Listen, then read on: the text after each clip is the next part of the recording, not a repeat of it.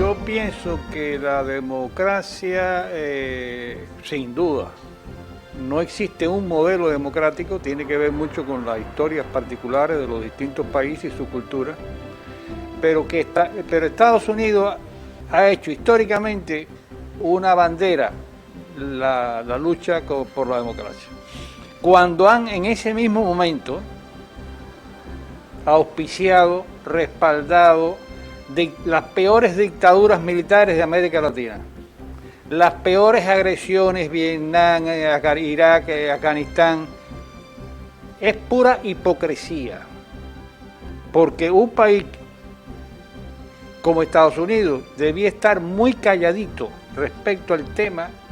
democracia, porque ellos son los principales violadores de la democracia y los derechos humanos de la población mundial en los últimos 2 siglos.